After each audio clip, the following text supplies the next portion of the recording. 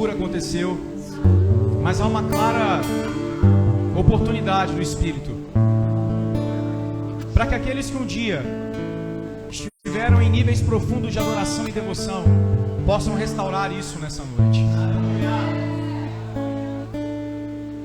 Sendo mais específico, o Senhor está dando a você uma oportunidade de voltar a experimentá-lo na pureza de um coração desprovido de um monte de formalidades. Os anos se passaram e a sua fé envelheceu, e você talvez esteja se considerando mais maduro, mas na verdade você só envelheceu. Isso tornou você uma pessoa mais rígida ao invés de mais quebrantada. Mas talvez você tenha memórias de quando você se converteu, e elas sejam bem diferentes da pessoa que você é hoje.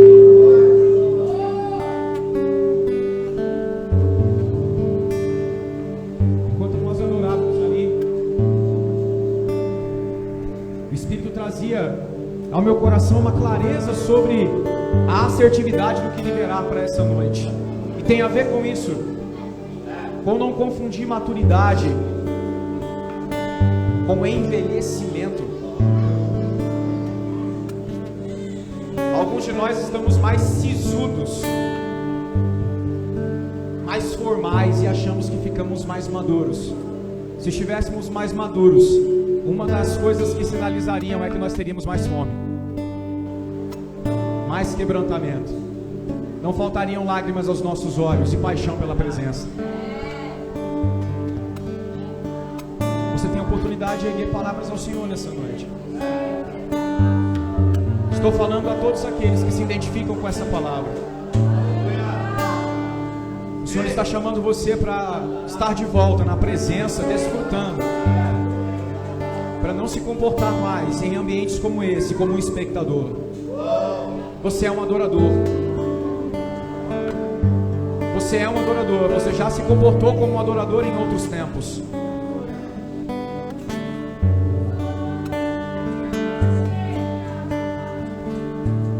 Entregue ao Senhor uma adoração propriamente sua.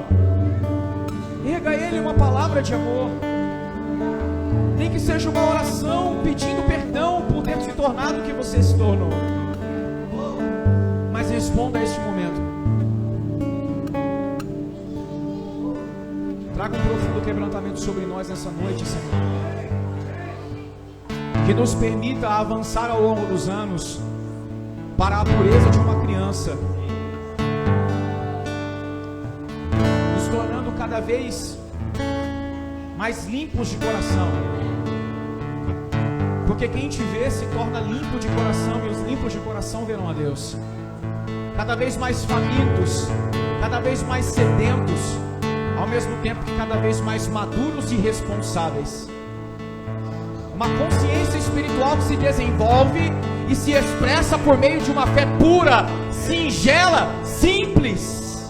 Não simplória, mas simples. A fé que faz um homem egoísta um doador, um homem individual um ser coletivo, que ama a Deus sobre todas as coisas e ao próximo como Jesus o amou. Leva-nos para isso, Senhor, para esse lugar de pureza.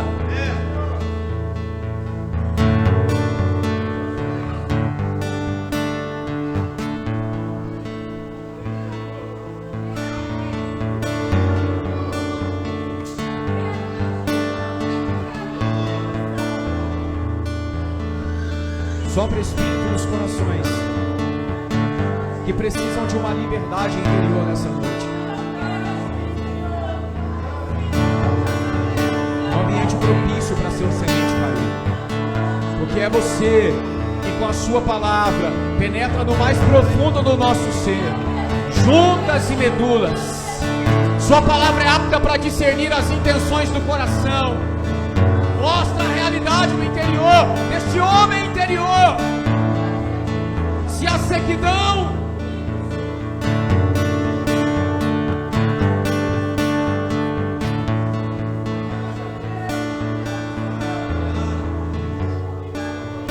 olha essas terras secas,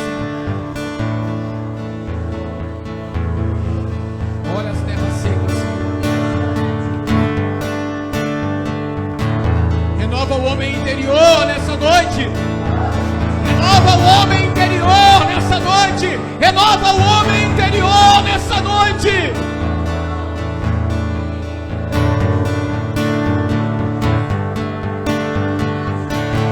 Transporta do deserto para as águas tranquilas dos que são conduzidos por seu pastoreio.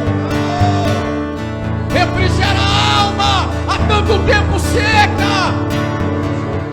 A cabeça está grande, o coração está seco.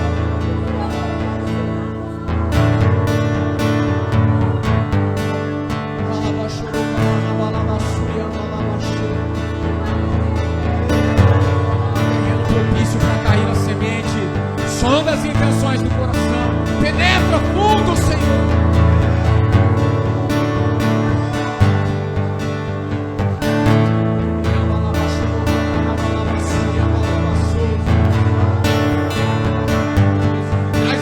De volta para o centro da sua vontade, para o lugar de amor por sua presença, o lugar onde a queda aconteceu. Lembra de onde caíste, volta à prática das primeiras obras, ao retorno do primeiro amor.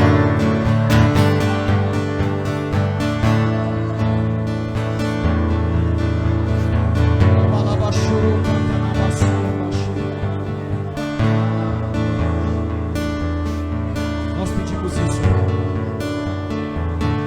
em nome de Jesus.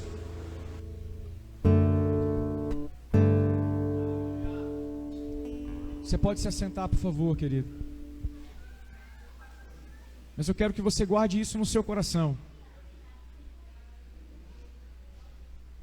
porque eu quero compartilhar com você nessa noite algo que diz respeito a isso.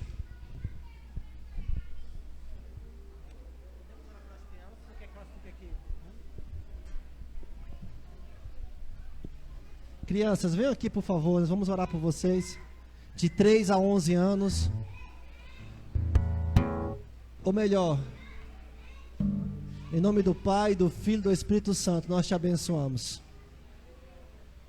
Nós te abençoamos, crianças. Nós te abençoamos, professora Gabi. Em nome de Jesus. Acompanhe a professora Gabi, por favor, vocês.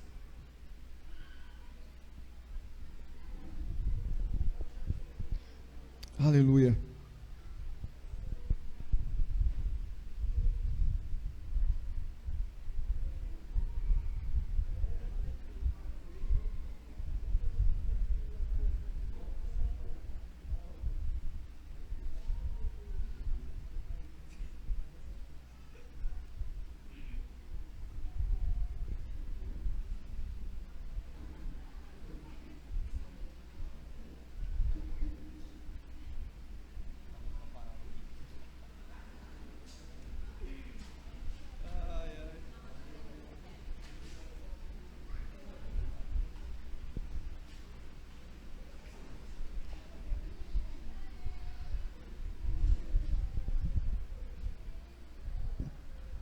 Aleluia. Eu quero compartilhar com vocês um pouco mais sobre a perspectiva do homem interior, mas acredito que a aplicação para hoje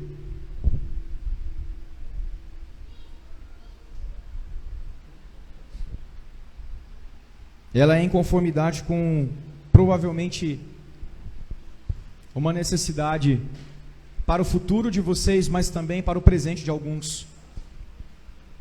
Eu espero que aconteça nessa noite aquilo que a Escritura diz em Hebreus, que a palavra de Deus, que é mais poderosa do que uma espada de 2 fios, penetre no seu interior, discirna os seus pensamentos e as intenções do seu coração. Quando a palavra faz isso, ela nos coloca numa posição de consciência exata de quem somos, porque uma visão aquém ou além de quem somos é uma distorção, mas uma posição exata de quem somos nos faz arrepender dos nossos pecados, mas ao mesmo tempo nos torna conscientes de nossa identidade. Eu quero ler com vocês 2 Coríntios capítulo 4, versos 16 ao 18. Segundo aos Coríntios 4, 16 ao 18.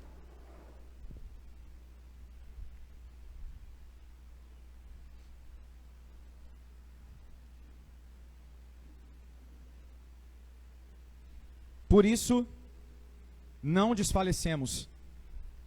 Mas ainda que o nosso homem exterior se corrompa, o interior, contudo, se renova de dia em dia. Porque ainda que o nosso homem exterior se corrompa, o homem interior, contudo, se renova de dia em dia.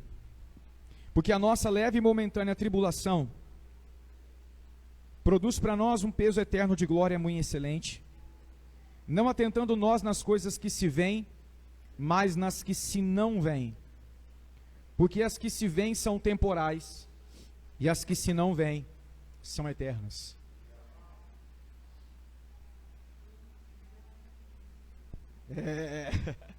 São palavras do apóstolo Paulo, irmãos, em tempos de perseguição.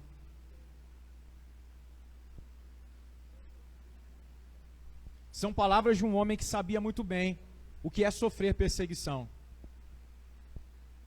Mas são palavras de um homem que não faz a sua devoção diminuir com o passar dos anos, independente das circunstâncias. Não são as provações que tornam Paulo mais quente, mais apaixonado, mais devoto, mais piedoso. É o conhecimento de Deus.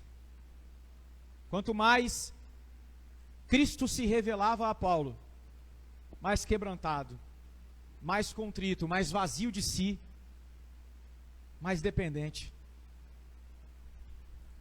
Eu fico imaginando como não deveria ser, irmãos, um culto dos nossos irmãos do primeiro século.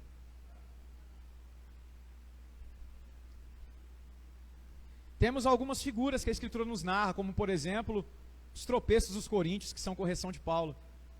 Mas quero imaginar em igrejas maduras como Tessalônica, profeta Dani, quando os irmãos de Tessalônica, que são elogiados por Paulo, se reúnem, como que não deveria ser o ambiente? Paulo fala do amor que era presente entre eles. Imagina o quanto de afeto para com Deus e para uns com os outros não se podia perceber. Porque segundo Jesus, Senhor de Paulo e Senhor nosso, o resumo de toda a lei e, portanto, o expressar genuíno de uma nova vida em Cristo está em amar a Deus sobre todas as coisas e ao próximo como Ele nos amou. Ontem nós aprendemos sobre despojar-nos de um velho homem e revestir-nos de um novo homem, e entendemos que esse novo homem é Cristo. E sermos revestidos de um novo homem é sermos identificados na sociedade como pequenos cristos, porque somos revestidos da natureza de Cristo e, portanto, amamos a Deus sobre todas as coisas e ao próximo como Ele nos amou. E o amor nos faz doar-nos a Deus, doar-nos uns aos outros. Isso torna-nos cada vez mais intensos, ainda que à medida que o tempo passe, o nosso corpo não consiga mais corresponder da mesma maneira quando a gente era mais garotinho ou garotinha. Porque quando Paulo fala aqui do homem exterior que se corrompe, especificamente nesse texto, Paulo está falando daquilo que é comum a todo ser humano, o envelhecimento.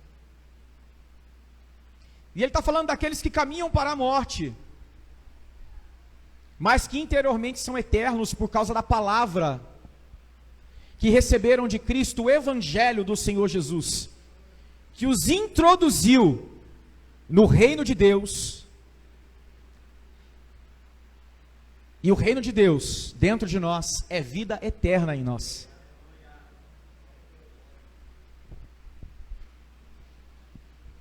Muitas vezes Paulo faz contraponto entre o homem exterior e o homem interior em outros momentos. Em outros momentos, o homem exterior é a figura da confiança na carne, mas aqui, Paulo está falando especificamente do corpo. Para nós que sabemos que a morte é uma possibilidade, e que a vida ao longo dos anos vai nos cobrando faturas, fica a esperança da ressurreição, porque seremos revestidos de um corpo espiritual. Logo, para nós envelhecer não é um problema, Muito pelo contrário. É uma dádiva. Afinal de contas, os anos passam, mas por dentro, o homem interior se renova dia em dia. À medida que Cristo é revelado a nós, o homem interior se renova dia a dia. Eu posso não me mover mais com a mesma velocidade, mas aqui dentro tem mais paixão do que quando eu era um garoto. Porque isso vai sendo acrescentado a mim, e a minha consciência de quem Ele é também se amplia. À medida que Cristo vai me preenchendo, eu me torno alguém maduro, capaz de cooperar com o desenvolvimento dos santos, com a edificação do corpo de Cristo. Isso não me torna alguém mais alheio, mais insensível, como vimos ontem. Insensíveis, alheios, ávidos por seus próprios interesses, são aqueles que estão com a estrutura do velho homem dentro de si. Lembram-se? Isso nós já jogamos fora. Então, se isso é o oposto de quem deveríamos ser, homens sobrenaturais, ou homens fortalecidos no interior, então, nós somos mais sensíveis. Não somos ávidos pelo nosso interesse, somos comprometidos com os interesses do Senhor. Não somos alheios à vida de Deus, estamos mergulhados na vida de Deus. Isso é maturidade. Por que falar isso, irmãos? Porque ao longo dos anos, e eu não sei quando foi que isso aconteceu, talvez seja uma herança da cultura ocidental, a gente acabou absorvendo, inclusive no pensamento cristão, que quanto mais velha uma pessoa é na comunidade cristã, mais madura ela é. Isso deveria ser verdade, mas não é. Porque o que me torna mais maduro não é o quanto de anos eu tenho, é o quanto de Cristo há em mim. Porque eu posso ter 30 anos no templo e 2 anos de Cristo. E se eu tenho 2 anos de Cristo, eu sou uma criança interior.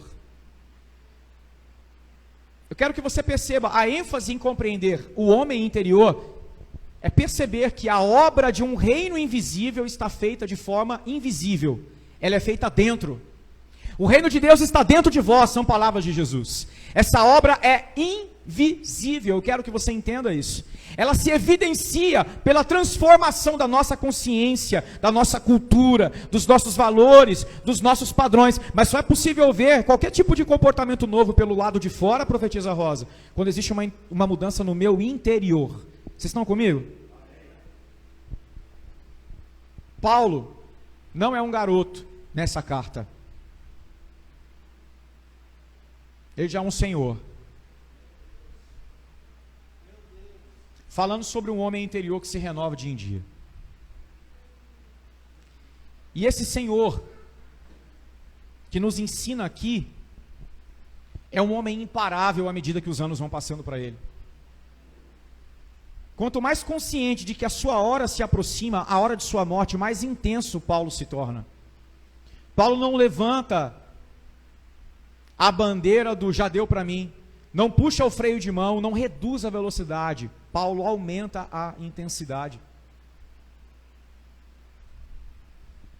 Prova disso é o fim de Atos dos Apóstolos, em que Lucas tem o cuidado de mostrar para nós que Paulo preso, pagando as despesas de estar preso, segundo o próprio texto, permanece pregando o evangelho, e Lucas narra assim: porque a palavra, porque nada lhes impedia. Vamos ler esse texto juntos? Melhor do que eu falando. O último versículo de Atos dos Apóstolos. Ler a escritura é melhor do que me ouvir parafraseando.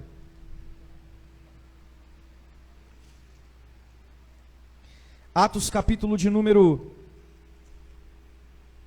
28, versículo 30 e 31.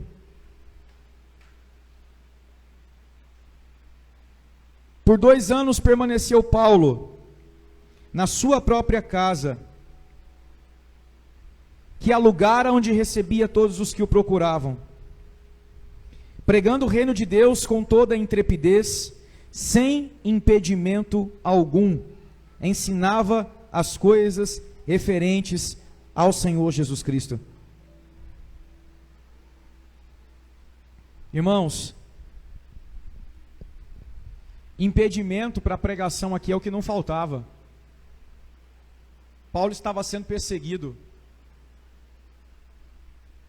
Os irmãos estavam sendo perseguidos. Mas para um homem interior que se renova, não existe barreira. A linguagem de Lucas é espiritual. É a linguagem de um homem que aprendeu a ter um homem interior renovado. Pelo lado de fora, ameaças, açoites, prisão. Por dentro, liberdade. E a perspectiva do escritor é o homem interior, pregando o reino de Deus com toda a intrepidez, ousadia, sem impedimento algum, ensinando as coisas referentes ao Senhor Jesus Cristo. Dessa compreensão espiritual, o próprio Paulo testifica dizendo que a palavra de Deus não está presa. E ele fala isso estando em prisão. Para homens amadurecidos, que permanecem queimando ao longo dos anos, os obstáculos ficam cada vez menores, e os empecilhos ficam cada vez mais insignificantes. Vocês são uma jovem comunidade, irmãos, mas os anos vão passar. E ao contrário do que a sociedade ocidental pensa, eu quero alertar vocês: o passar dos anos não torna vocês automaticamente mais maduros. Os anos são uma régua que vai medir vocês.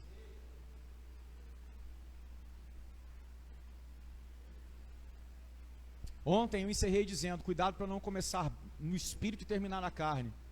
E quero trazer mais uma cunha aqui: cuidado para não descansar no tempo e perder tempo.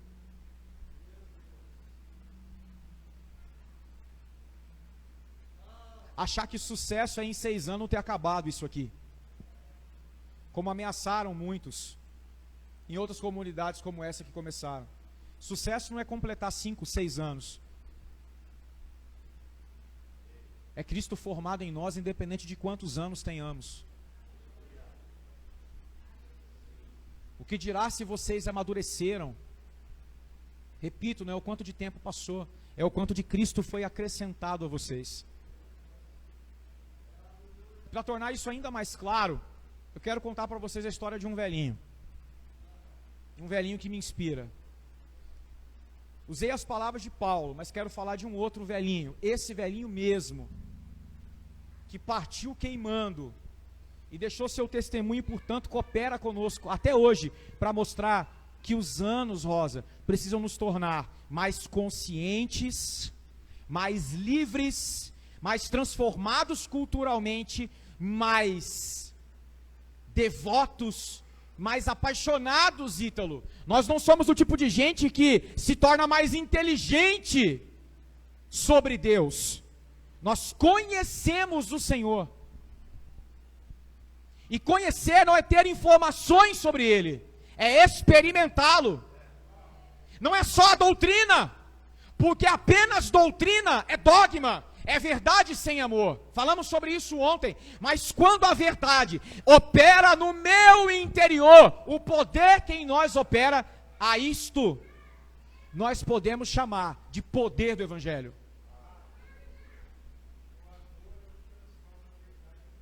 O amor é o que transforma a verdade em carne.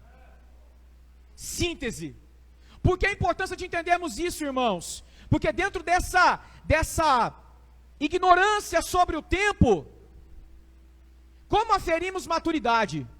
Somos 10 anos de comunidade, sabemos muito mais sobre Deus do que quando começamos, temos mais experiência hoje sobre ser igreja do que começamos. Isso não diz nada.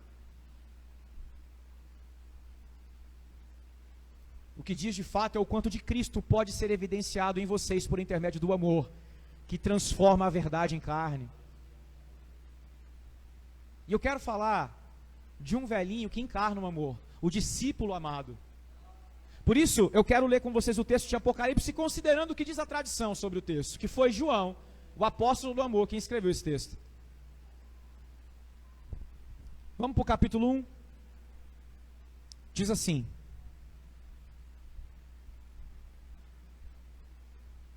revelação de Jesus Cristo que Deus lhe deu, para mostrar aos seus servos as coisas que em breve devem acontecer, e que ele, enviando por intermédio de seu anjo, notificou ao seu servo João, o qual atestou a palavra de Deus e o testemunho de Jesus Cristo, quanto a tudo o que viu.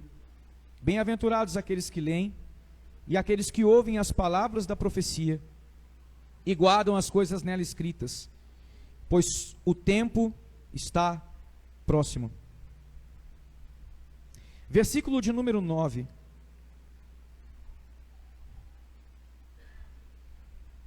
Eu, João, irmão vosso e companheiro no Senhor, na tribulação, no reino e na perseverança. Em Jesus achei-me na ilha Pátimos por causa da palavra de Deus e do testemunho de Jesus. Ele estava preso, isolado em uma ilha, por causa do testemunho de Jesus. Achei-me em espírito no dia do Senhor, e ouvi por trás de mim grande voz como de trombeta, dizendo: o que vês escreve em livro e manda às 7 igrejas: Éfeso, Esmirna, Pérgamo, Tiatira, Sardes, Filadélfia e Laodiceia. Voltei-me para ver quem falava comigo, e voltado, vi 7 candeeiros de ouro, e no meio dos candeeiros, um semelhante a filho de homem, com vestes talares e cingido, à altura do peito com uma cinta de ouro, a sua cabeça e cabelos eram brancos como alva lã, como neve, os olhos como chamas de fogo, os pés semelhantes ao bronze polido, como que refinado numa fornalha, a voz como voz de muitas águas. Tinha na mão direita as 7 estrelas, e da boca saía-lhe uma afiada espada de 2 gumes. O seu rosto brilhava como o sol na sua força. Quando o vi, caí a seus pés como morto. Porém ele pôs sobre mim a mão direita, dizendo: não temas, eu sou o primeiro e o último. Aquele que vive, estive morto, mas eis que estou vivo pelos séculos dos séculos, e tenho as chaves da morte e do inferno. Quem é esse que João viu, irmãos?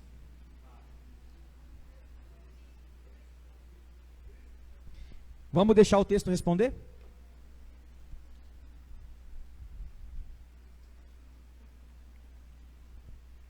Versículo de número 5, do capítulo 1. Da parte de Jesus Cristo, a fiel testemunha, o primogênito dos mortos, o soberano dos reis da terra, aquele que nos ama, e pelo seu sangue nos libertou dos nossos pecados, e nos constituiu reino, sacerdotes, para seu Deus e Pai. A ele a glória e domínio pelos séculos dos séculos, amém.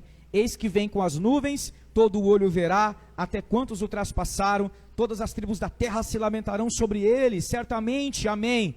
Eu sou o Alfa e o Ômega, diz o Senhor, aquele que é, que era, que há de vir. Ele é o primeiro e o último, ele é o que esteve morto e vive pelos séculos dos séculos, o Senhor Jesus Cristo. Uma revelação de Jesus desconhecida de João, o faz cair como morto diante da glória que estava diante dele. Essa expressão era desconhecida. Em espírito, João recebe algo mais sobre o conhecimento de Deus.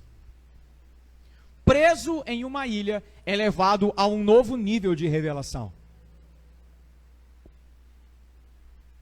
E eu acho lindo isso aqui, porque um homem isolado por causa do evangelho é consolado com revelação. João é consolado com revelação.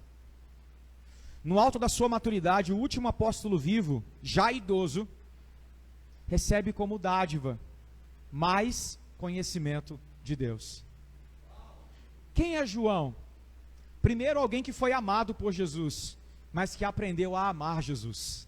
São deles as palavras: nós amamos porque ele nos amou primeiro. João amava os irmãos, por isso estava dando a sua vida pelo evangelho. João amava Jesus, por isso preso pelo testemunho de Jesus. Este amor por Jesus o fazia, ainda preso, ter a oportunidade de receber mais acesso. Não era uma questão de mérito, era uma questão de fome. Era um velhinho com fome, que nem o isolamento e a tortura pôde parar. O Senhor vem a ele, traz uma série de palavras sobre as igrejas, que em si mesmas já eram violentas, mas não bastasse, há algo mais. Depois de trazer Violentas revelações sobre a igreja, no capítulo 4, tem algo mais. Versículo 1.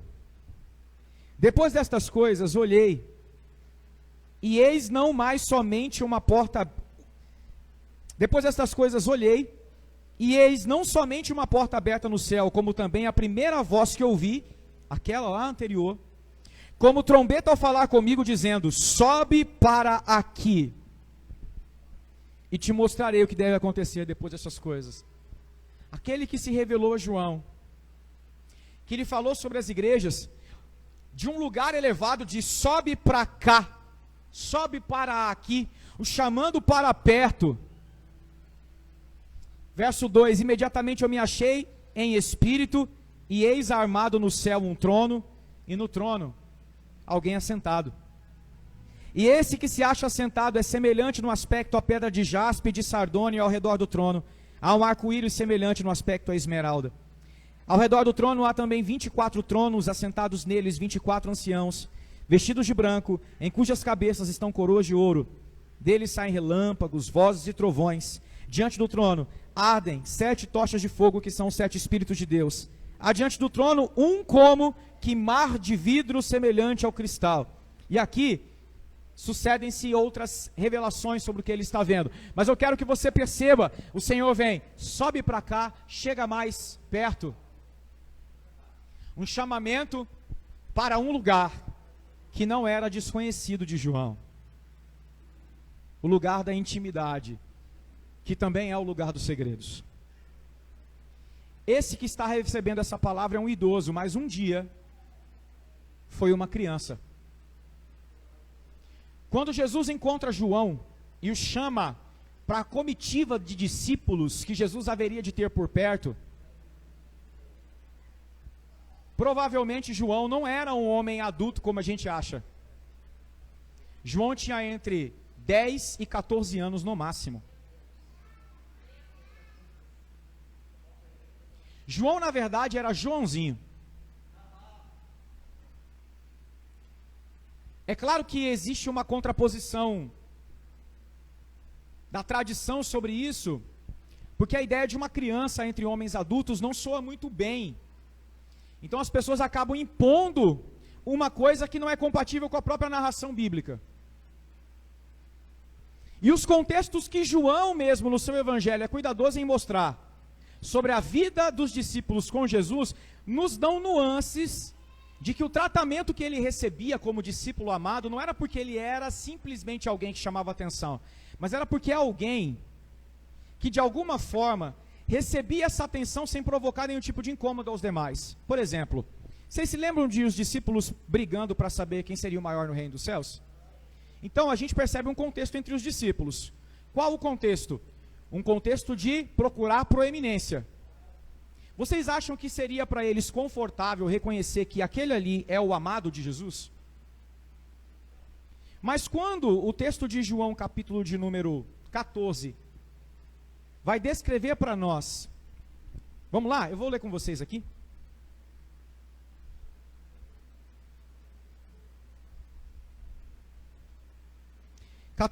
Perdão.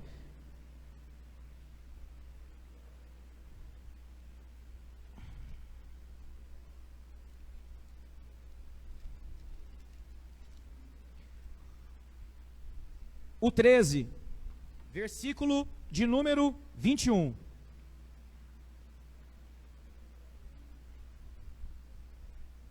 Olha só. Jesus acabara de lavar os pés dos discípulos para mostrar que o primeiro é quem? Serve. Porque eles estavam brigando por proeminência. E dentro desse contexto em que Jesus está ensinando para eles verdades espirituais pouco antes da sua crucificação, olha o que acontece. Ele fala para os discípulos que entre eles alguém haveria de traí-lo, levantar-se com o calcanhar contra ele. E Jesus diz no versículo de número 18, aquele que come do meu pão levantou contra mim o seu calcanhar. Jesus mostra que tem um traidor entre eles, isso levanta uma curiosidade, eles querem saber quem vai ser o traidor.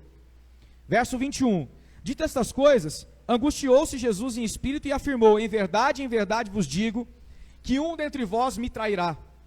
Então os discípulos olharam uns para os outros sem saber a quem ele se referia. Ora, estava ali conchegado a Jesus um dos seus discípulos, a quem ele amava.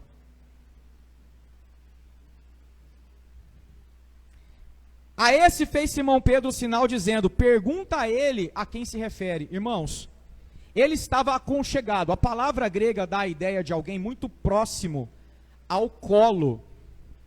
Aconchegado dá a ideia de alguém quase que junto ao corpo. E o cenário que as pessoas que não admitem a ideia de um João criança imaginam, é um cenário muito propício do mundo grego. Havia uns móveis tipo divãs, em que as pessoas se sentavam assim, para conversar, e para relaxar elas inclinavam-se para trás apoiando. Então não era um móvel que você, como uma cadeira, se senta e fica apoiado. Esse móvel não era individual, ele era quase que um móvel só. Então nós estávamos aqui conversando, eu queria descansar, eu fazia assim, eu me deitava para trás. Se você estivesse do meu lado, Dani, e deitasse para trás, você estaria tecnicamente com a cabeça no meu peito. É esse cenário que eles imaginam aqui, mas esse cenário era o cenário das casas romanas e gregas, da turma que tinha dinheiro. Nós estamos falando de discípulos pobres, seguindo um Jesus que pegou uma casa emprestada para fazer uma ceia. Uma casa tipicamente judaica. Então, muito provavelmente, nós estamos diante de mesa, mobiliário simples, gente sentada em móveis, olhando uns para os outros, sem todo esse luxo grego. Então não tem como imaginar que deitar a cabeça no peito, que é o texto posterior, é resultado da questão do espaço. Eu vou me inclinar para descansar, automaticamente estou no peito de Jesus. Não, para reclinar no peito, meu irmão, tem que ser tipo o que a Lu está fazendo ali com a Jane, ó. Não é por espaço, é intencional. Só que vamos lá, nós estamos em uma sociedade de homens judeus do primeiro século. Um homem se aconchegar em outro e botar a cabeça no peito não é algo normal. Haviam outras formas de expressar afeto para aquela sociedade, como por exemplo o ósculo santo. Mas em certas sociedades, por exemplo, um abraço não é bem-vindo enquanto um beijo é. Por que eu estou querendo contextualizar vocês? Porque não era normal aconchegar-se a um homem desse jeito, e não seria confortável para os discípulos reconhecer que ele era o predileto. Mas ninguém tem problema de reconhecer isso, se o predileto é uma criança, e se quem deita no peito é um menino. De tal maneira que, sabendo disso, eu chego para o caçula e falo, pergunta para ele. Porque criança faz pergunta indiscreta e adulto não se incomoda. Então a gente tem aqui um contexto dito por João, que nos traz uma imagem muito própria de uma criança entre adultos. Muito própria de um Joãozinho entre velhos, se comportando como qualquer criança. Imagine, irmãos, essa cena. Jesus, agitado em seu espírito, o texto diz isso, dizendo, um de vocês vai me trair. Quem é que tem coragem de perguntar? Qual de nós? Irmão, ele nem pestaneja. Oh, Jesus, quem vai trair? Ah, é porque ele tinha intimidade. Irmãos, a cena é desconfortável para todos. E o texto segue dizendo, ora, ele estava aconchegado a Jesus, um dos seus discípulos a quem ele amava. A esse fez Simão Pedro o sinal, dizendo-lhe, pergunta a quem ele se refere. Então aquele discípulo, reclinando-se sobre o peito de Jesus, perguntou-lhe, Senhor, quem é? Respondeu Jesus, é aquele a quem eu der o pedaço de pão molhado. Preste atenção, a palavra grega para peito é a palavra estetos, que inclusive dá nome a estetoscópio. Então Jesus reclinou, o João reclinou mesmo a cabeça no peito, mas aconchegado aqui é uma expressão que empresta tokos, que em grego fala de colo, no sentido de estar sentado aqui. Nós estamos falando de um sentado no colo do outro, praticamente. Isso é o aconchegado que o texto está sugerindo. Criança senta no colo de adulto. É um hábito de Jesus. Quando Jesus vai dizer, vinde a mim os pequeninos, não vos impeçais, o que ele fez? Ele botou uma criança no... Esse é um gesto peculiar de Jesus para com crianças. Então, muito provavelmente, para um garotinho, esse era o lugar. Entre os seus amigos mais velhos, no colo de Jesus. Com quem a linguagem é diferente, porque se trata de uma criança. Porque eu quero ambientar vocês, João, não como um homem de 20 e poucos anos ou 30, mas como um garoto. Porque o mesmo que diz, chega para cá, é o que sempre disse, senta aqui.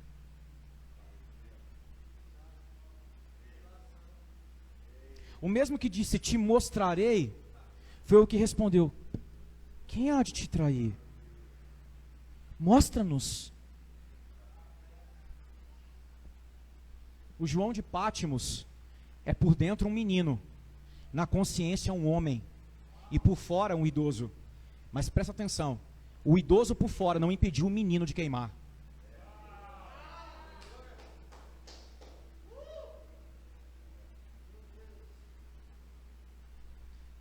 É esse homem que está preso em Pátimos. É o garoto do colo, que agora é o homem dos braços. Que tem tanta fome e sede de conhecimento de Deus, que uma nova expressão do Jesus do colo chega para ele, deixa ele prostrado, fala, sobe para cá. Vem, sobe, chega mais.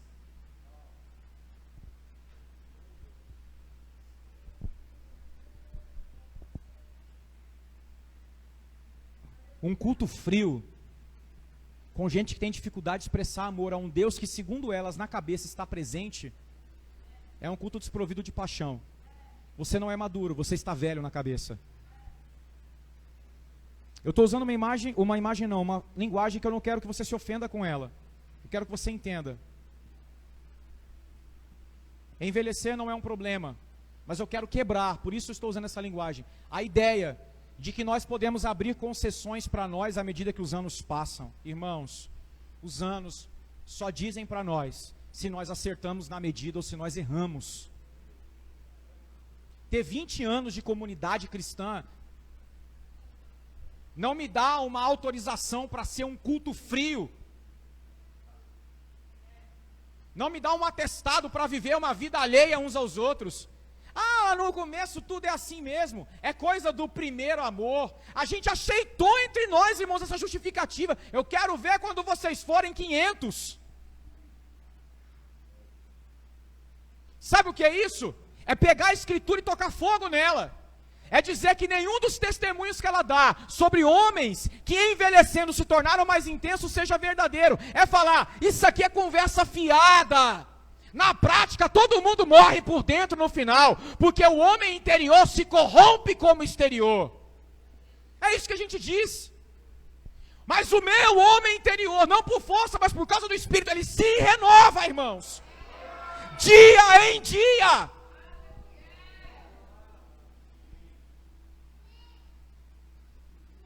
O nosso homem interior renovado testemunha uma comunidade espiritualmente avivada. Eu já fui muito em turno. Foi um tempo da minha vida, agora não dá mais para mim. Os mais novos é que fazem essas coisas. Irmãos, eu não estou pegando no pé de quem é mais idoso. Eu só quero que você entenda o que eu quero falar. Porque agora eu vou traduzir essa linguagem. Não, lá no início era eu, agora eu já tenho 5 anos aqui nessa comunidade, só que você tem 20 anos. Aí você diz assim, agora é a hora dos novos assumirem responsabilidades.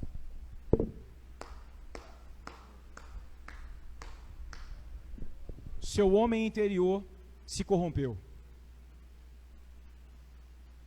Porque um homem interior renovado ama o Senhor e ama os irmãos como Cristo amou. Servir é a expressão desse ser transformado dia a dia.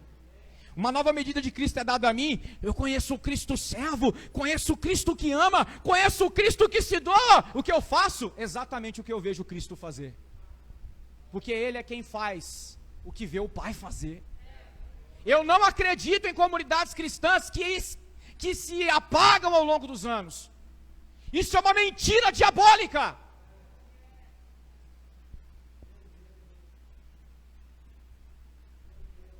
João é uma denúncia viva pelo seu texto de que você pode ter 70 anos, quando ele recebeu essa revelação, era a idade que ele tinha. Se ele tinha entre 10 e 15, como eu disse, aqui ele tem 70, em 90 depois de Cristo, muito provavelmente.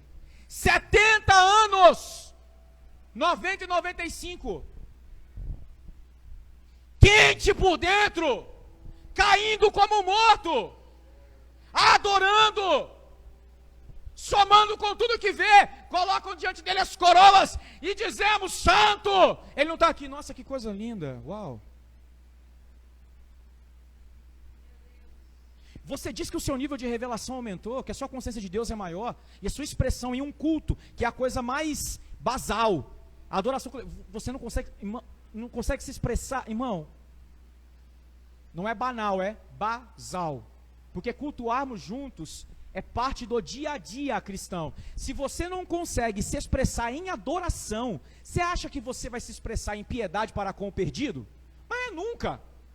Você está mentindo para si mesmo. Sob a ideia de que porque você ficou mais intelectual, você ficou mais espiritual. Mas não é isso que Paulo chama de homem espiritual. Não é isso que o Novo Testamento chama de homem espiritual. Intelectuais eram os gregos. E os gregos pedem sabedoria, diz Paulo. Os judeus pedem sinais. Mas nós cremos em Cristo e esse crucificado. Essa é a verdade. Loucura! Loucura para os gregos, escândalo para os judeus. Para nós, poder de Deus. Essa é a nossa esperança. Porque não paramos na revelação do homem preso no madeiro. Conhecemos o que se levantou dentre os mortos, o que foi assunto aos céus, o que está entre nós pelo Espírito que foi dado e o que virá. Nós aumentamos o nível de revelação, intensificamos na adoração, comporemos as hostes celestiais que dirão eternamente: santo, santo, santo é o Senhor dos exércitos. Ou você imagina que a eternidade vai ser quente, porque você, quando receber um corpo renovado, vai ganhar uma mágica interior. Não, quando a ressurreição acontecer, aí eu vou voltar ao primeiro amor. Você acha mesmo? Se o homem interior não pode ser destruído, como Paulo está afirmando, porque se renova dia em dia, antítese àquele que se corrompe, a matéria, a carne, então Paulo está dizendo: ei, você é um ser eterno, e um ser eterno, que conhece a Deus cada vez mais, queima cada vez mais. Eu quero que você entenda que o que eu estou falando sobre o homem interior aqui não é só transformação de consciência, porque a gente faz separação de tudo. Não existe separação entre transformação de consciência e devoção. Mas eu vou ser didático. Ter o interior iluminado, ser revestido de um novo homem, ser transformado, é ter uma alteração de consciência, mas uma ampliação do coração. Essas coisas não deveriam ser separadas para nós, sabe, Cléo? Mas a gente separa, mano. Infelizmente. Então eu estou querendo ser didático. Não há separação, irmãos. Quanto mais conhecedor, não da intelectualidade, mas do ser de Deus, quanto mais revelação recebemos no sentido de ensino, comunhão, mais quente nós nos tornaremos, irmãos. Nós seremos o tipo de gente que chega no culto para cooperar com a mesa, e não que chega esperando a mágica do que vai acontecer com a gente por dentro. Hoje eu não estou muito bem, tomara que o louvor seja bom para ver se alguma coisa acontece comigo. Não. Nós somos a comunidade de 1 Coríntios, capítulo 14, não no que diz respeito à imaturidade, mas no que diz respeito a um fluir de dons. Como diz Paulo, o indouto e o incrédulo chega no nosso meio, o segredo do coração é revelado, sabe por quê? Porque a gente está quente, cheio do Espírito, atento a tudo que ele quer dizer, e no momento de adoração a gente diz assim: vai lá orar por aquele irmão. Mas aquele irmão não é dos nossos, porque dos nossos o coração está posto na mesa. Deus não precisa usar profecia para revelar seu ser. Como você ama o irmão, você tem comunhão com ele, mas é um irmão de um outro lugar, que não anda bem, que veio fazer uma visita. Ou não é um irmão. Obrigado, mano. Porque é um indouto ou um incrédulo. A esses, por que o poder? Para que aconteça o que Paulo mesmo afirma: caindo de joelhos, digam: o Senhor está no meio de vós. O que eu quero que você entenda que Deus está dando para vocês o que eu posso chamar de parâmetros. Outros mais virão, porque vocês não estão sozinhos. Mas esses parâmetros nesses dias são para se erguerem em memoriais, a fim de que vocês não se percam na jornada, irmãos. Por quantos anos? Não sei. Para onde iremos? Sabemos. Mas quanto tempo levaremos essa jornada? Não temos muita ideia. O que não pode acontecer é o homem interior se corromper.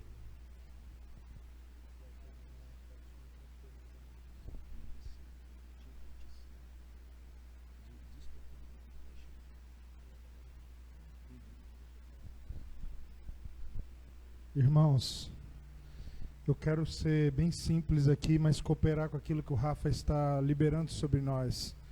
É muito importante que a gente entenda algo. Maturidade não é a perca da inocência e nem da simplicidade. É o acréscimo da sagacidade. O maduro não é quem perde o coração encantado com a leveza da vida espiritual.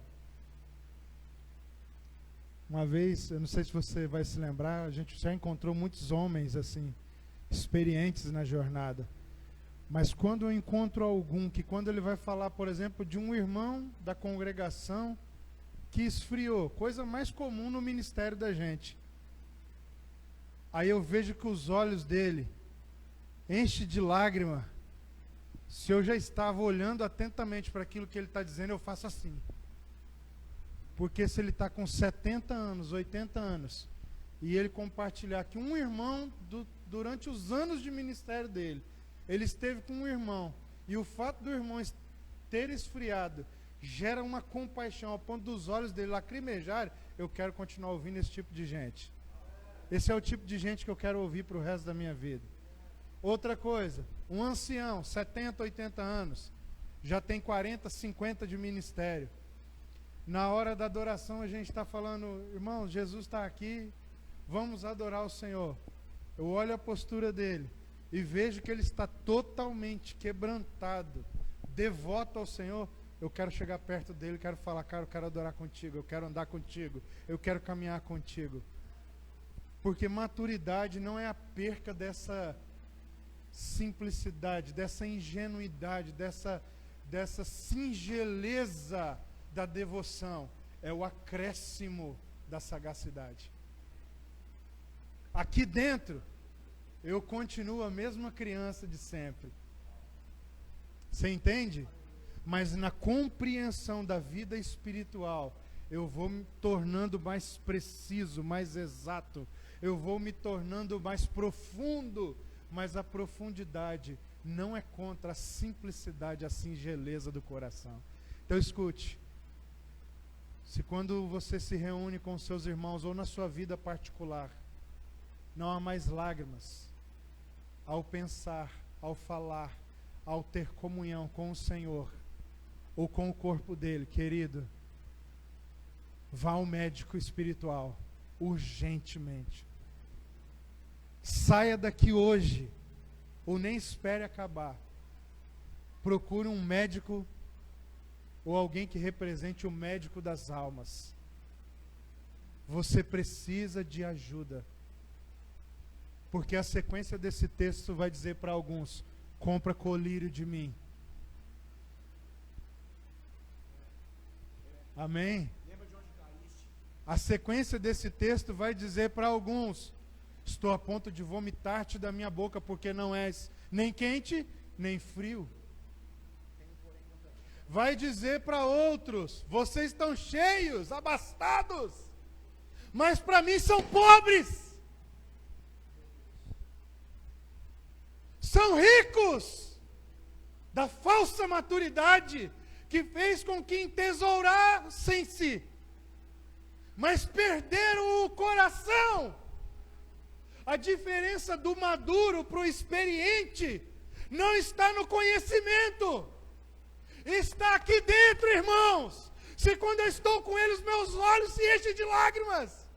Se quando estou diante deles, meus joelhos se curvam com alegria e quebrantamento. Se quando vejo os meus irmãos padecerem, se isso me constrange ao ponto de alterar a minha agenda, de alterar a minha vida, de alterar a forma como eu administro os meus bens.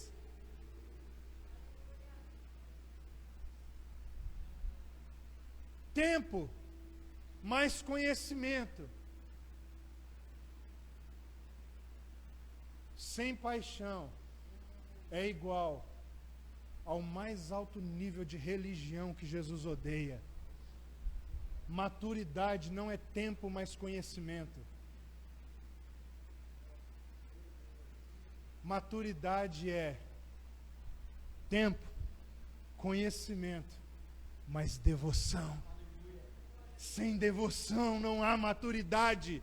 Sem devoção, tudo que nós precisamos está disponível, mas por causa do coração distante, nós transformamos tudo o que recebemos do Senhor em religiosidade fria e morta.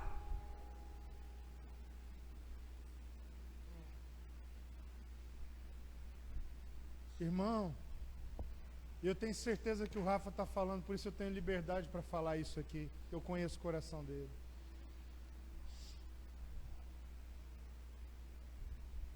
João na ilha de Patmos, por dentro, continua sendo o João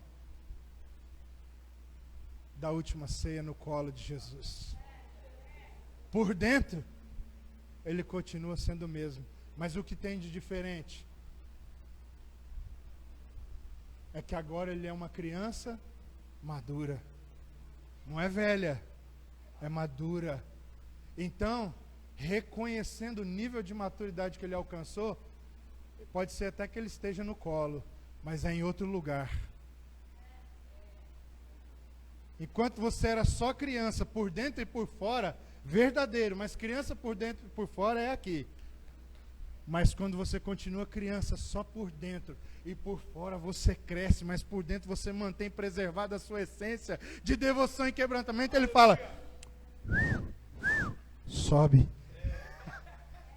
Sobe porque você cresceu, você amadureceu, você se desenvolveu. Então agora não é mais ele quem desce, é você quem sobe. Sobe, sobe, sobe, eu te mostrarei.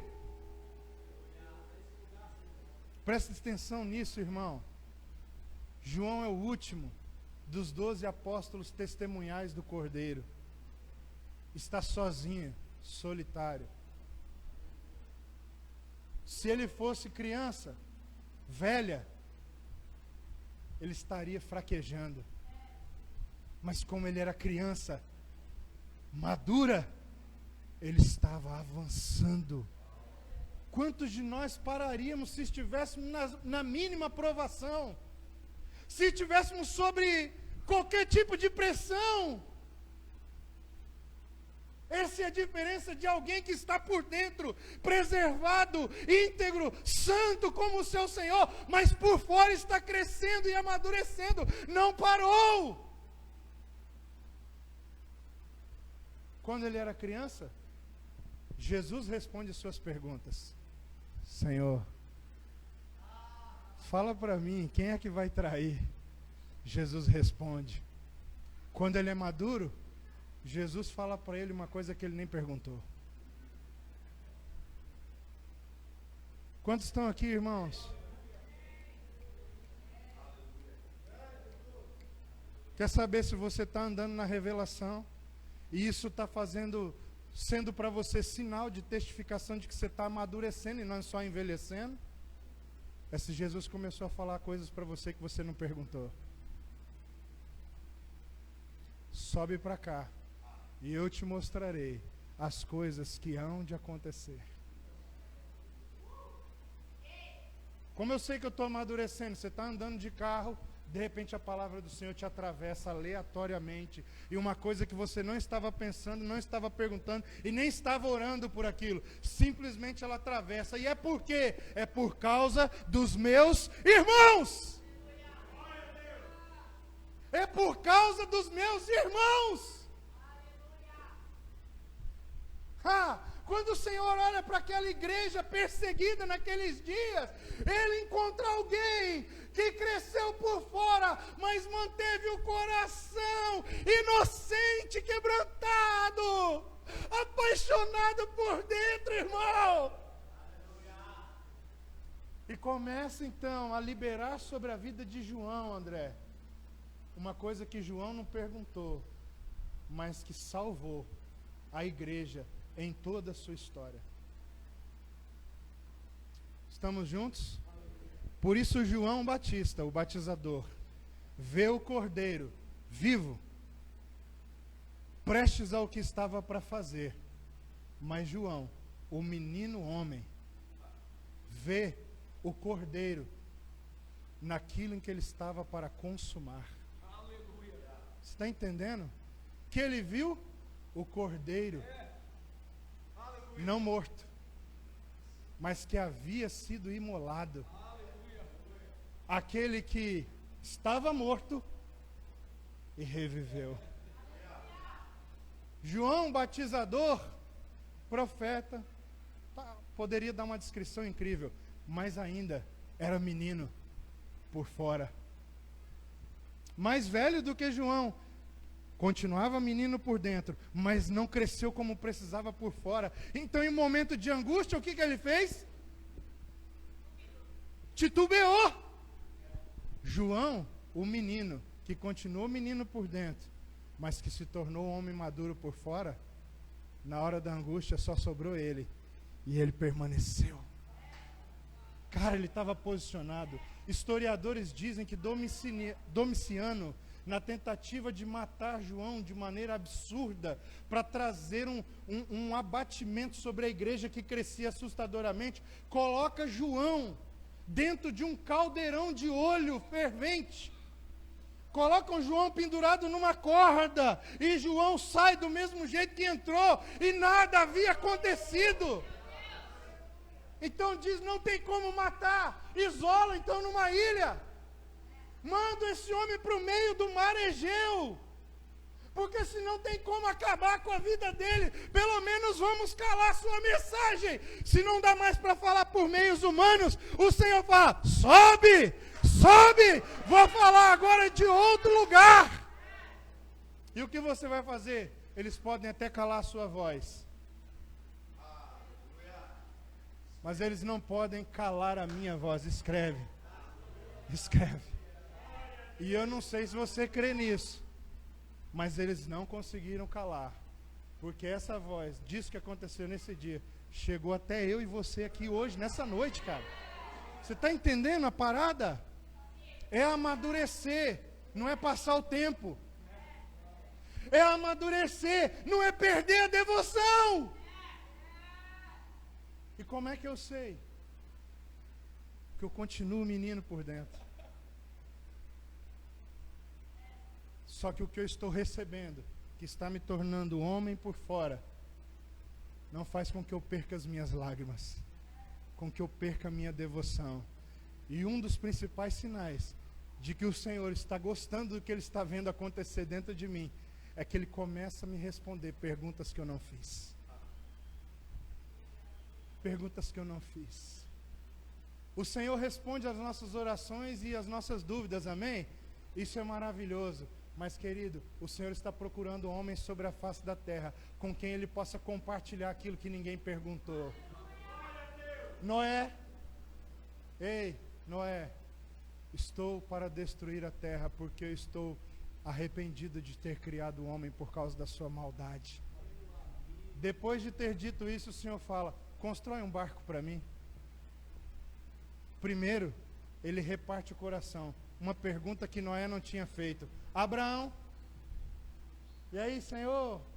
Espera aí, vou preparar um cordeiro, um pãozinho para você. Na hora de ir embora, Gênesis 18, espera aí, anjos. Como é que eu vou sair daqui sem contar para Abraão o que a gente veio fazer? Estamos juntos, irmão? Ninguém perguntou. Abraão foi despedido do Senhor, levou o Senhor até a porta, né, que na verdade era, naqueles dias era o topo da montanha. Aí, tchau, Senhor, vai com Deus.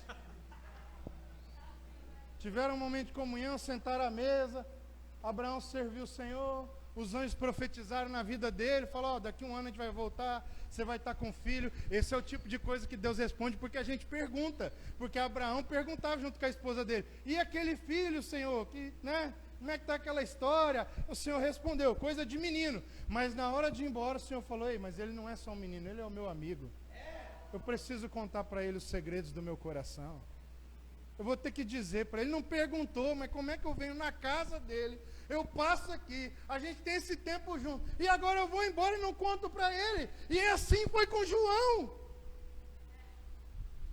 A igreja sem esperança, ferida, enclausurada, irmãos.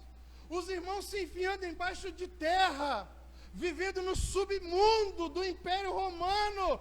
Então o Senhor está procurando, eu preciso encontrar alguém para compartilhar meu coração. E quem são essas pessoas? Aqueles que são meninos por dentro, mas se tornaram homens maduros por fora. E como é que o Senhor sabe que João é assim? Porque a pressão veio, a luta veio, a angústia veio, mas ele está lá, firme, ele permaneceu. Devoção e sabedoria. Devoção e sabedoria. O conhecimento não apagou a chama do seu interior.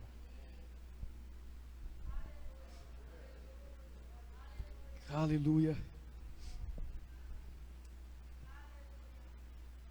Eu quero caminhar para a conclusão, irmãos, orando para que o Espírito, nessa noite, libere fogo sobre os nossos corações, impartir com vocês um dom.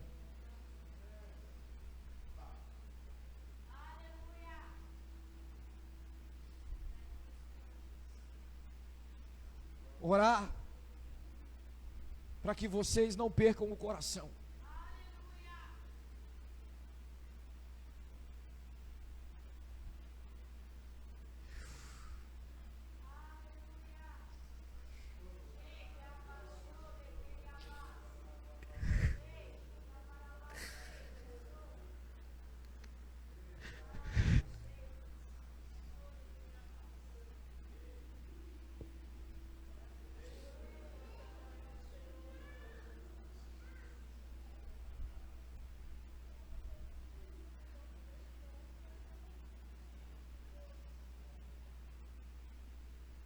Você que entende que precisa ser restaurado na sua devoção, eu quero chamar você a vir aqui à frente.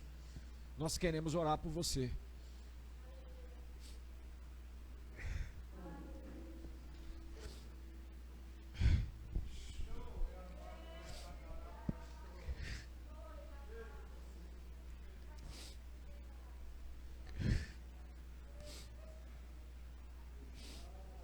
Queria pedir para o apóstolo Luiz nos conduzir nessa oração.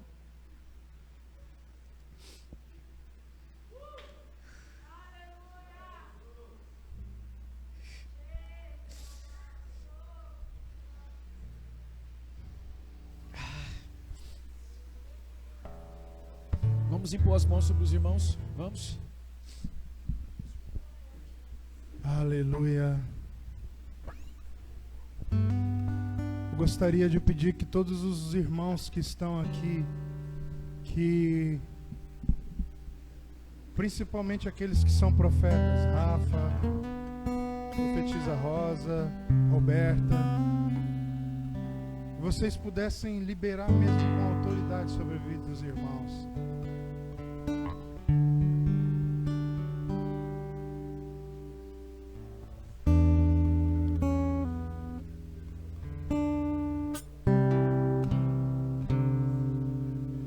Maturidade é para nos trazer equilíbrio, não frieza.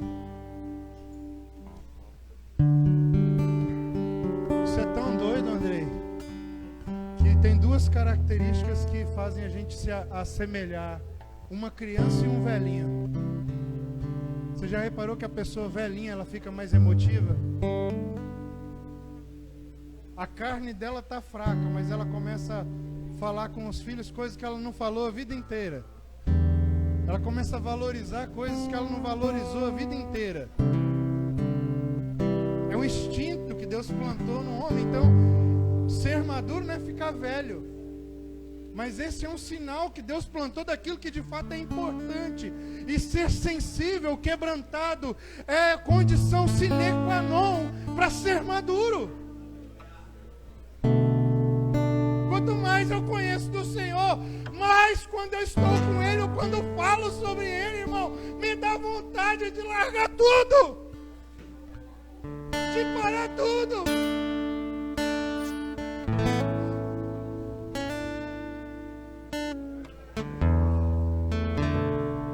Senhor, nós oramos agora pela igreja do Senhor reunida aqui.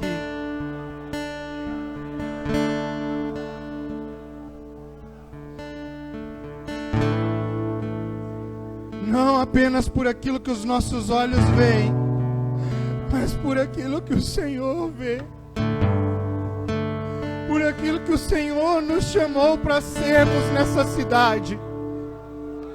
Como luzeiros no mundo. Uma casa profética. Pode não ter algumas coisas, mas fogo no altar jamais se apagará.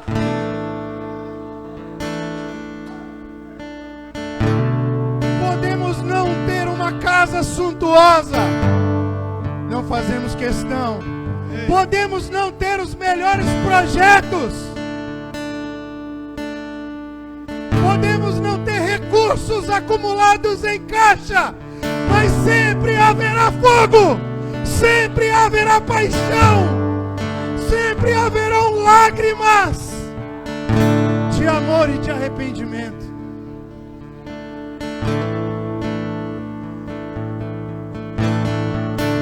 Eu oro, Senhor, e abençoo para que o coração dos meus irmãos seja rasgado,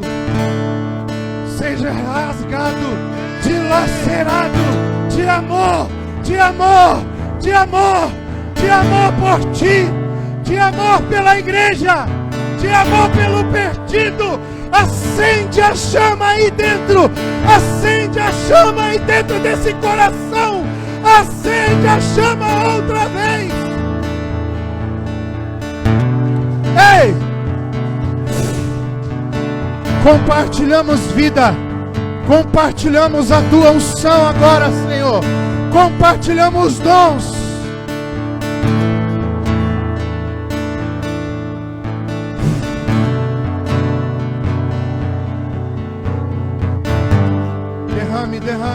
Derrame suas lágrimas, derrame o seu coração. Vamos.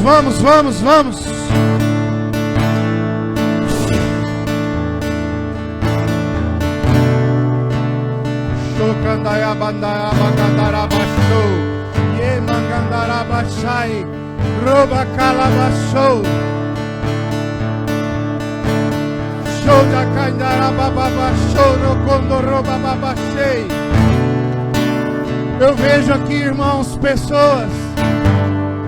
Eu vejo alguém aqui, irmãos, que acredita que a obra apaixonada não é mais para você.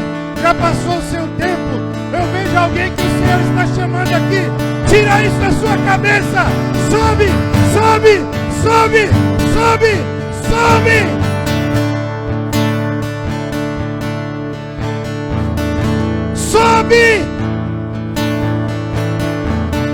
Eu vejo alguém pensando aqui: ah, Senhor, eu vou cooperar.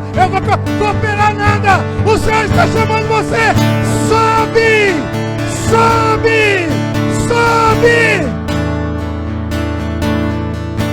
Tem algo, irmão, para nascer de dentro de você. Como Sara, que já era avançada em idade e ainda estéril, gerou o filho da promessa no seu ventre. Não acabou, não. Você não está velho, não. Sobe e vem de cima.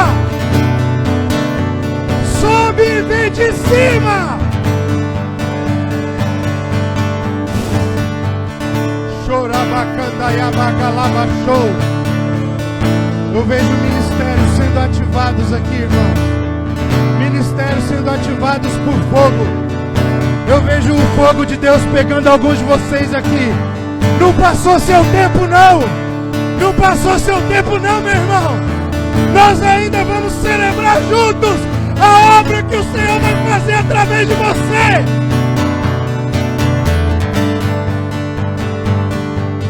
Se posiciona. Se posiciona, cara. Se posiciona. Não acabou para você, não. Você não vai ser um cooperador distante. Você vai ser um instrumento preciso. Deus não acabou contigo, não. Minha irmã, meu irmão. Deus não acabou contigo, não. Ele vai te revestir de novo. Ele está te capacitando de novo. Pessoas vão se achegar ao seu redor. Mas se posiciona. Se posiciona. Se posiciona hoje.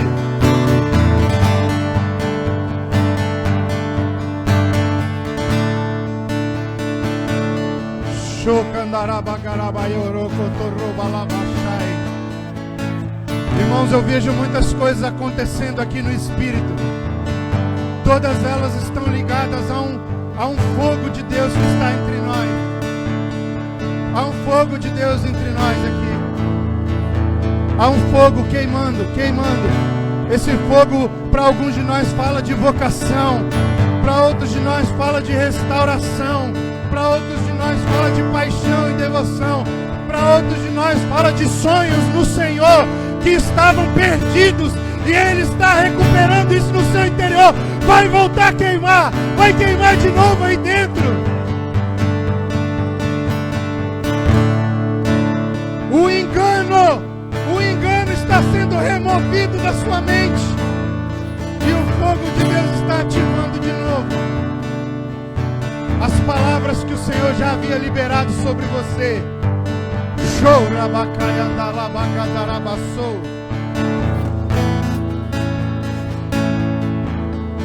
Eu vejo aqui gente que há tempos atrás, ainda como menino, orava e falava: Senhor, eu quero pregar a tua palavra. Meu irmão, teu coração era correto, mas você era infantil. Deus está falando: você vai pregar minha palavra, mas é a compreensão do que significa isso que eu estou mudando. Você não vai pregar do jeito que você imaginava, vestidinho de roupa social no púlpito. Você vai pregar de outra maneira. Você vai pregar de outro jeito. É de outro jeito. Deus está mudando a forma, porque te levou a um lugar de maturidade. Mas a paixão que você havia perdido, Ele está restaurando no seu interior.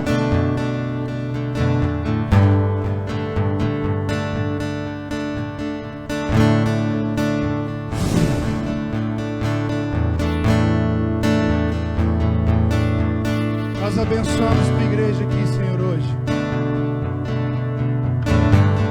Escuta isso, irmão, para encerrar. Escuta isso. Tem pessoas aqui, por fim, que precisam de um fogo purificador. Você talvez até tem ministério, mas o que está travando você, irmão, não é nada, não é desânimo, não. É o pecado. Você começou a tolerar o pecado. Você começou a tolerar o pecado, a se relacionar, a flertar com o pecado. Mas o fogo de Deus está aqui hoje para te purificar. Ah, esse Jesus é maravilhoso, irmão. Ah, que Jesus maravilhoso, Andrei. Meu Deus, talvez você até exerceu o ministério por um tempo, mesmo sabendo que estava flertando com o pecado.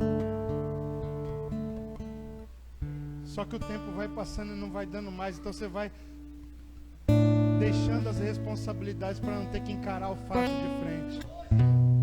Mas hoje Deus vai pegar você.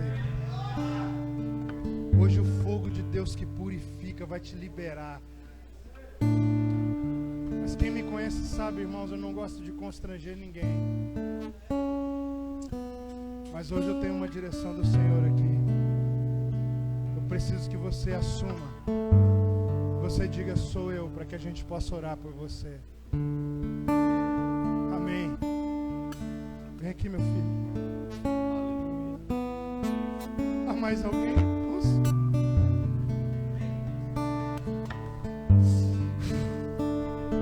O fogo purificador de Deus, ele está aqui, irmão. Eu estou pedindo para você, se for preciso, irmão, a gente faz o que tiver que fazer, mas não perca essa oportunidade de ter sua vida purificada. Eu falo isso com toda a compaixão e amor do mundo. Aqui, irmãos, aqui tem um irmão aqui que quer. Há mais alguém, queridos?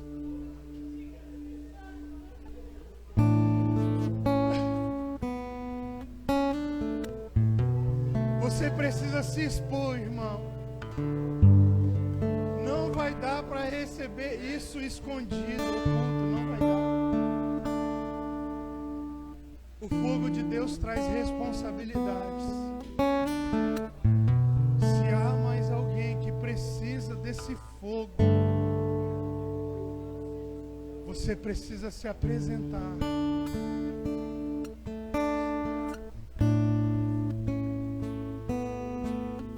Abençoa, irmão, abençoa. Os ministros aqui. Irmãos, nós não somos o Cristo, mas há autoridade em nós para perdoar pecados.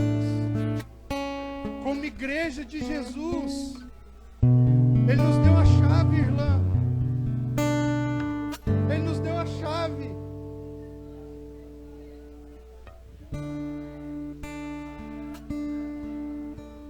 A religião não pode abrir nada no céu. Mas aqueles que estão em Cristo têm a chave.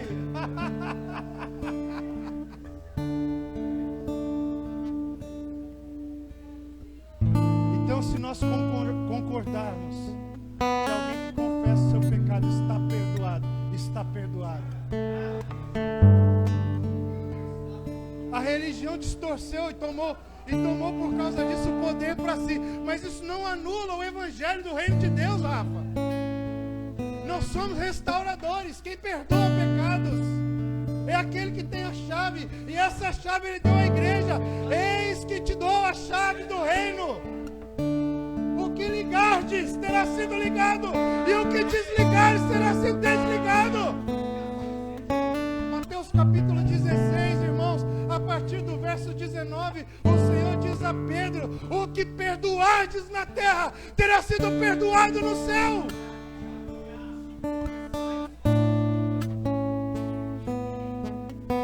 Querido, não saia daqui hoje, por favor, carregando nenhum pecado não confessado, nenhum peso. Deus não desistiu de você, meu filho.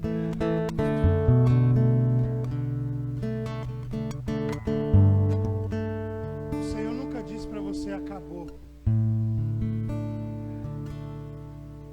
A religião disse isso.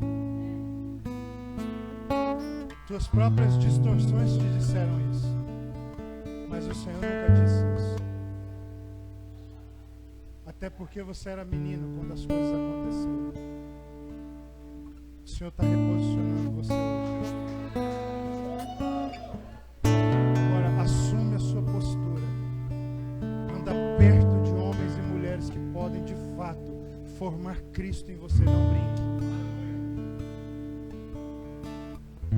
Pai, nós abençoamos agora cada um dos nossos irmãos aqui, para que Cristo seja visto em nós.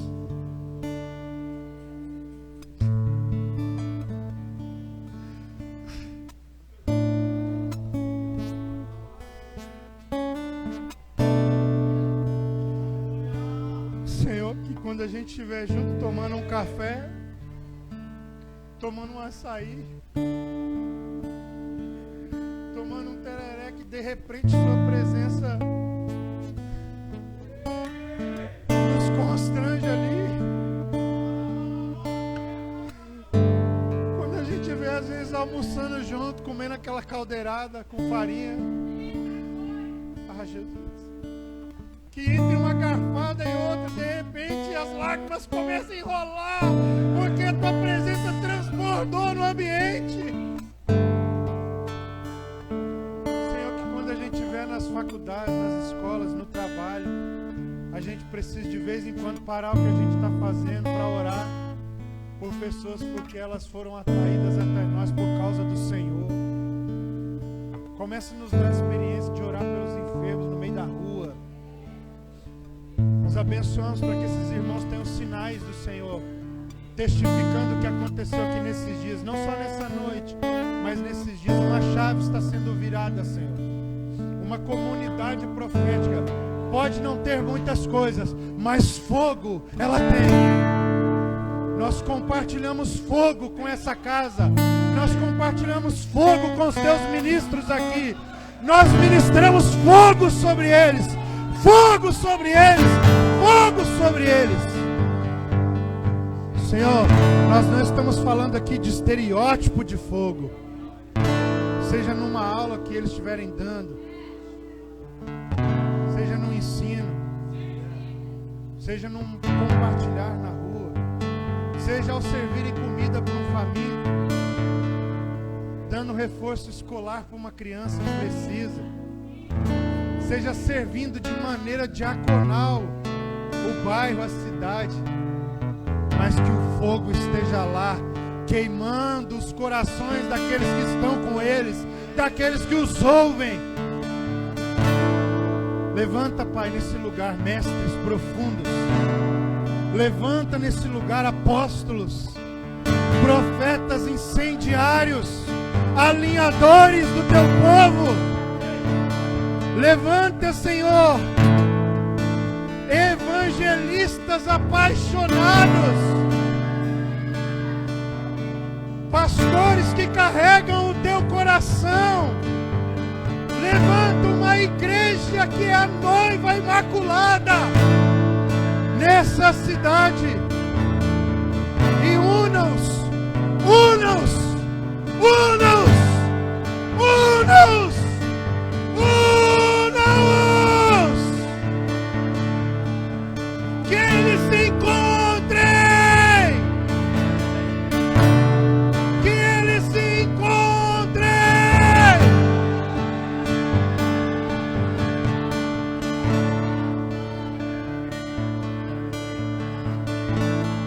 Nós abençoamos, Senhor, a tua igreja, em nome de Jesus,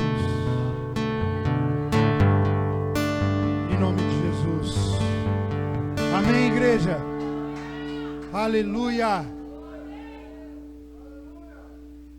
Olhe para mim.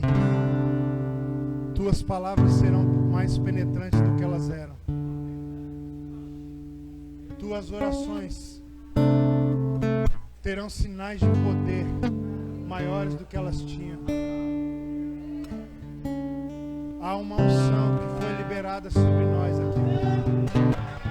Não negligencie isso. Amém, ídolo? Se estiver andando na rua, o Senhor falar com você, atravessa a rua, ora por aquela pessoa lá do outro lado. Vai e ore, não pense, não pare no medo, não pare na insegurança. Vai e ore, que os sinais vão começar a acontecer.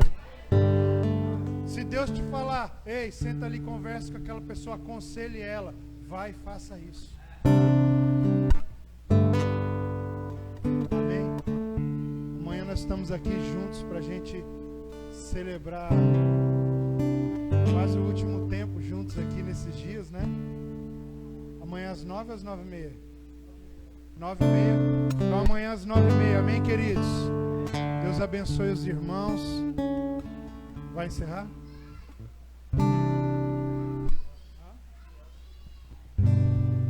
Irmãos, podem se sentar rapidinho? Sentadão, fique em pé.